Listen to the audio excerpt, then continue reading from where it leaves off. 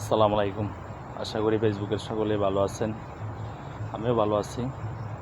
আজকে একটা ঘটনা দেখে অবাক হয়ে গেলাম যে মানুষ সর্বশ্রেষ্ঠ, এটা শুনে আসছি, কিন্তু আজকে একটা ঘটনা দেখে অনেক কষ্ট পাইলাম। একটা পাগল আমাদের বাজারের কাছেই থাকতো, বেশ কিছুদিন ধরে ওনাকে দেখা যাইতেছিল না।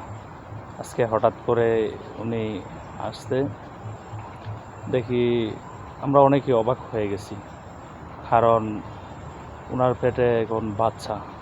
তাহলে মানুষ সবার শ্রেষ্ঠ, সেরা জীব, কিন্তু ওনাকে দেখার পরে খুবই কষ্ট লাগলো যে উনি পাগল মানুষ, উনি কিছু বোঝে না। ওনার ওই বাচ্চা এখন দেখাশোনা করবে কেডা, আর এ করবে কেডা?